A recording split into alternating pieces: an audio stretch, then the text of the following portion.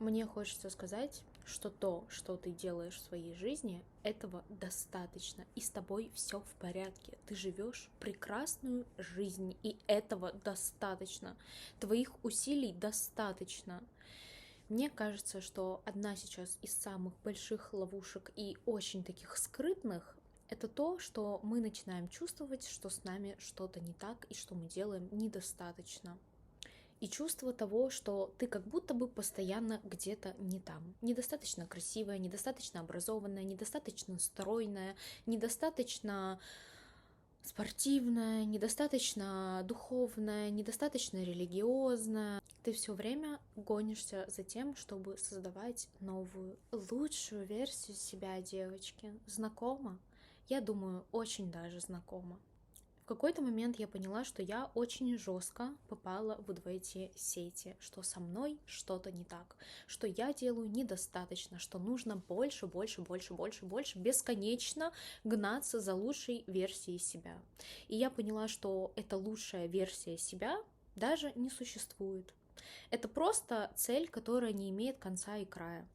Это просто бесконечно не чувствовать того, что ты становишься лучше, а чувствовать, что ты становишься только хуже, и с тобой все больше становится что-то не так, что ты больше становишься только недостаточной и делаешь недостаточно, и нужно делать, конечно же, больше.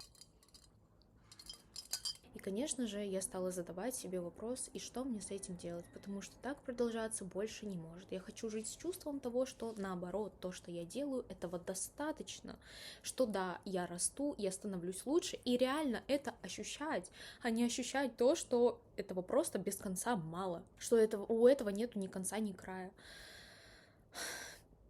Что нужно еще, нужно еще, нужно еще, нужно еще. И в какой-то момент просто я начала задаваться вопросом, это лучшая версия меня. Какая она? Что это под собой подразумевает? И ответ на этот вопрос я ищу до сих пор. То есть каждый день, просыпаясь, приходится бороться именно с вот этим чувством, что надо, надо, надо, надо, надо, надо, и ты из надо переходишь в хочу ли я этого на самом деле, нравится ли мне это на самом деле, интересно ли мне это. И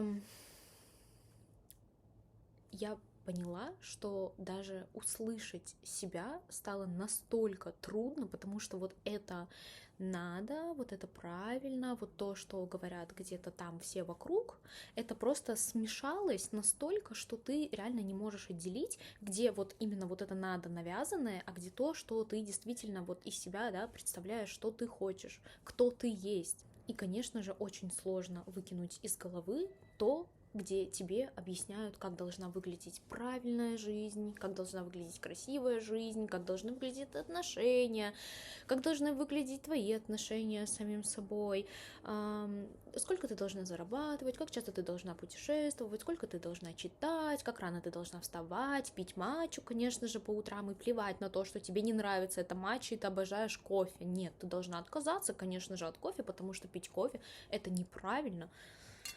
Знаете, как же плевать.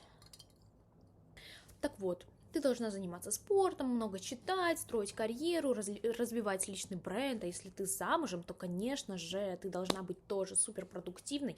Ты должна быть и хорошей женой, и отношения у тебя должны быть тоже правильные. И, конечно же, ты должна еще и карьерой заниматься, потому что если ты сидишь на шее у мужа, то что же с тобой будет? Так нельзя. И самое абсурдное, что даже когда ты просто хочешь отдохнуть от всего, конечно же, тебе объяснят, как отдыхать правильно, и что ты отдыхаешь неправильно. Так не надо отдыхать вот так, как там все говорят. И я не говорю о том, что все это плохо. Нет, стремиться к лучшему, конечно же, это хорошо. Становиться лучше — это хорошо, но здесь проблема в том, что этого стало шума настолько много, и настолько это вошло просто в повседневную рутину, что ты перестаешь слышать саму себя, ты перестаешь сама себе задавать вопросы. Стать лучше — это как? Лучшая версия меня — это какая? Что я хочу видеть в самой себе? Что я хочу еще улучшить и улучшить ровно насколько? А не эфемерно вот так без конца и края.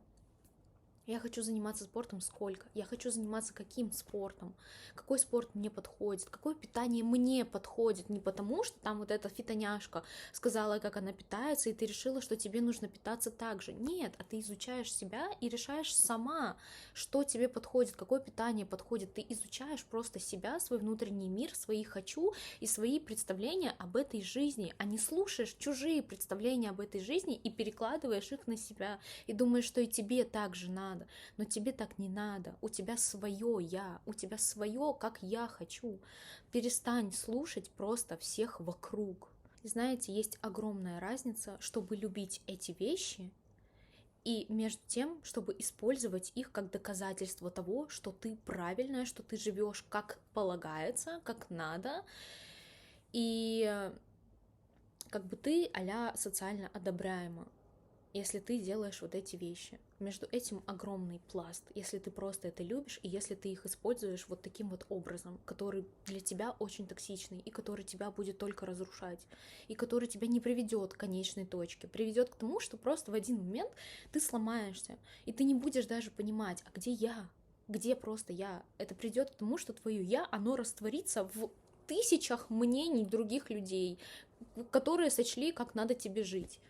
И в какой-то момент ты просто остановишься и поймешь, что ты не живешь красиво, да, что ты не живешь так, как мечтала жить, а что ты просто создаешь эту картинку, которая имеет огромную разницу с тем, когда ты находишься здесь и сейчас, и ты это проживаешь, и между тем, когда ты просто создаешь видимость того, что ты так живешь. Очень, конечно, классно описала, да, но я думаю, все поняли, о чем я. И вот задай себе вопрос. Если никто никогда не увидит, что ты читаешь, как ты завтракаешь, как ты питаешься, как часто ты путешествуешь, сколько ты зарабатываешь и в целом, как ты живешь, захочешь ли ты такую жизнь? И как ты вообще захочешь жить? Вот на этот вопрос и нужно ответить. И я считаю, что именно этот вопрос гораздо важнее вопроса, как стать лучшей версией себя. Именно ответ на этот вопрос самый сложный, потому что когда ты пытаешься просто соответствовать, это гораздо легче. У тебя есть просто инструкция, которую тебе нужно применить и ей следовать. Но ответить на вопрос «а кто я?» и найти реально себя, вернуть себе себя, вот это требует реальных усилий, вот это сложно. Отбросить вот эти все навязанные обществом правила, и несмотря на то, что даже кто-то там говорит, что это неправильно, сказать самому себе, а я так хочу. И для меня это правильно. И жить реально так. Вот это действительно сложно. И когда ты пытаешься себя понять, никакой инструкции не существует. Только ты можешь себе сказать, что правильно и как правильно. И как раз-таки здесь ты понимаешь, а насколько я вообще способна это выдержать. Насколько я способна идти действительно своей дорогой, думать своей головой, выбирать самостоятельно, а не открыть интернет и просто сделать так, как за тебя уже выбрали, как тебе поступать.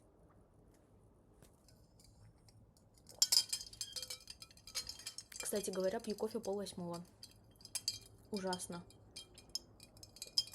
Ужасно классно. И самое абсурдное, что эти все соцсети нам навязали необходимость жить красиво настолько, что даже ответив внутри себя на этот вопрос и поняв, что эта красивая жизнь на самом деле тебе и не нужна, тебе может быть даже стыдно просто в этом признаться, потому что как будто бы у тебя даже другой опции нету, что ты вот не живешь вот этой красивой жизнью, да, успешный успех и все такое. Что значит твоя жизнь, она не яркая и она не впечатляющая. И суть-то в том, что жизнь и не должна быть впечатляющей, она должна быть твоей. Ты должна жить и чувствовать. Я живу свою жизнь, я от нее кайфую, я наслаждаюсь тем, что происходит. И как же легко это чувство утрачивается, когда ты в вечной вот этой вот погоне. Я думаю, многие сейчас поймут, о чем я. И мне хочется сказать, не пытайся быть особенной, просто из-за страха быть обычной. Потому что погоня за тем, чтобы быть особенной, это точно такая же форма зависимости от чужого мнения. Тебе не нужно хотеть большего. Тебе достаточно хотеть того, что делает тебя живее, счастливее. И того, чего тебе достаточно в твоем сердце, в твоей душе. И ты чувствуешь, что это оно. И плевать, как это выглядит в глазах других людей. Все равно. Это такая большая роскошь подарить себе свободу выбирать просто то, кем ты хочешь быть. Не парясь о том, кто что скажет и как выглядит это в глазах других людей. Вот это реально дар. Вот это реально требует очень больших усилий. Очень больших усилий.